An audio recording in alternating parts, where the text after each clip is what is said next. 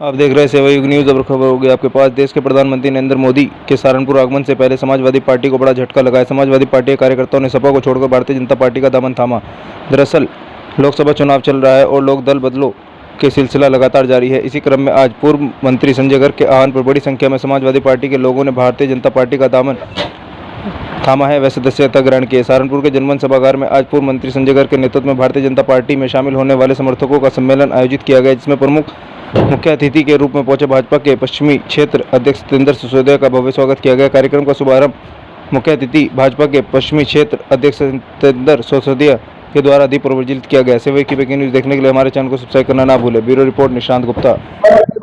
6 मार्च को मेरे द्वारा लखनऊ में पार्टी की सदस्यता ली गई थी। तभी पार्टी के प्रदेश अध्यक्ष भूपेंद्र जी ने कहा था कि हमारे साथियों की जो सदस्यता है वो सहारनपुर में ही ली जाएगी।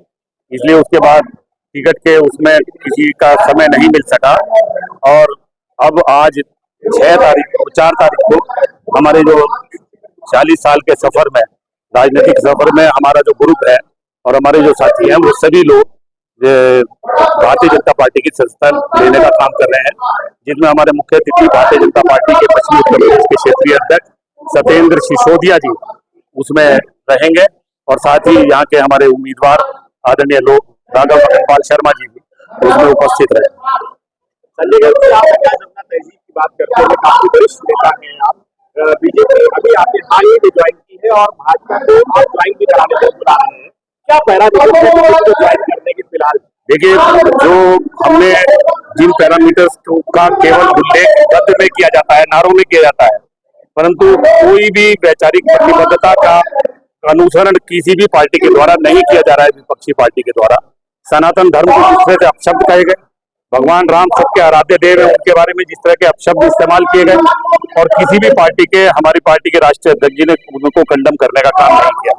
उसी के साथ साथ मेरा हमेशा से दलितों की, पिछड़ों की, अल्पसंख्यकों के अधिकारों की और आदिवासियों के अधिकारों की लड़ाई हमने प्रमुखता के साथ लड़ने का काम किया, परंतु उस सब के बावजूद व्यवहारिक अमली जामा जब पहनाने की बात आती है तो मैंने बहुजन समाज पार्टी और समाजवादी पार्टी की सरकार में भी देखा है कि जो न्याय उन्हें मिलना चाहिए वो न्याय उन्हें नहीं मिला। निश्चित रूप से ऐसे में माननीय योगी मोदी जी ने जो विकसित भारत का सपना दिलाने के लिए, स्वर्णिम भारत के निर्माण के लिए जो पंचसूत्र का संकल्प किया है कि अगर आप विकसित भारत बनाना चाहते हैं तो निश्चित रूप से गुलामी की मानसिकता के अंश को दिमागों से निकालना होगा। उसके लिए अपनी विरासत पर गर्व करना होगा।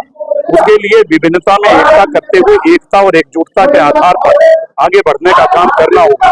इन्हीं सूत्र से प्रभावित होकर हम सब ने भारतीय जनता पार्टी की सदस्यता लेने का काम किया कि हम किस तरह से 5वीं अर्थव्यवस्था से 3वीं अर्थव्यवस्था बनने का काम किया जा सके और भारत को उस गौरवशाली इतिहास के साथ फिर पुनः सोने की चिड़िया और दूध की चिड़िया बहाने वाला राज्य कहलाया जा सके।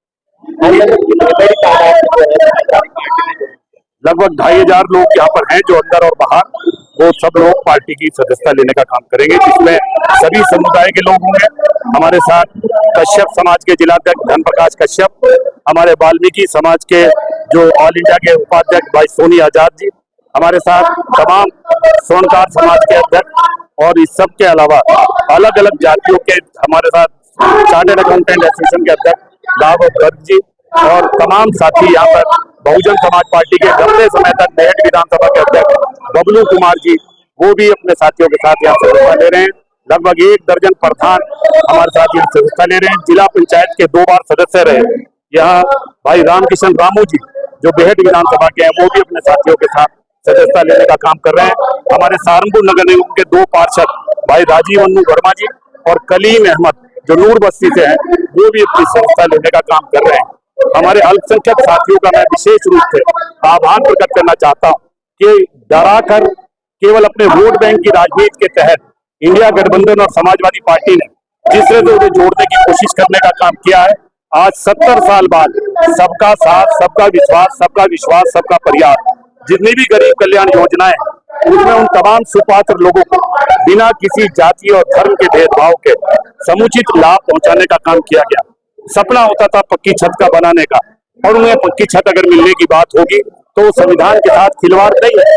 अगर गरीब कल्याण की योजना में अनाज मिलने की बात होगी तो वो किसी भी रूप में संविधान के संशोधन की बात नहीं, अगर 55 करोड़ लोगों को आयुष्मान कार्ड देकर जो अपने घर की लेडीज अपने जेवर तक बेच देती थी, 5 लाख तक के लोगों को इलाज देने की सुविधा देने की बात होगी और उसमें हमारे अल्पसंख्यक समाज के साथी भी शामिल हैं, तो वो किसी भी रूप में भारतीय संविधान के परिवर्तन की बात नहीं है। इन सब के अलावा मैंने बहुत लंबे समय तक यहाँ अल्पसंख्यकों की सियासत की है। कुरान करीम में लिखा गया है कि जब झगड़े की जमीन पर पढ़ी हुई नमाज कबूल नहीं होती, तो किस आधार पर बाबरी मस्जिद में सर्वे ऑफ इंडिया में के मोहम्मद साहब एक आर्कियोलॉजिस्ट थे और उन्होंने सर्वे में जब अवशेष मंदिर के मिले तो उनका खुद का इंटरव्यू है जिसमें उन्होंने शहाबुद्दीन साहब से कहा कि आप ये जमीन गिफ्ट कर दें तो ये दूरियां जो पैदा हुई हैं दूरियां पैदा ना हो, पर उस सब के बावजूद दोबारा खुदाई हुई और उसमें और ज्यादा अवशेष मिलने का काम हुआ। हमारे नेता रशीद साहब ने भी कहा था आपसी सहमति या कोर्ट के जरिए अगर फैसला हो, परंतु उसे आते आते कितनी देर लगी। निश्चित रूप से इन तमाम भावनाओं को दिमाग में रखते हुए अल्पसंख्यक समाज के भी भारी तादाद में लोगों के दिमागों में परिवर्तन आया है और वो राष्ट्र के निर्माण की मुख्य धारा में अपना योगदान देना चाहते हैं।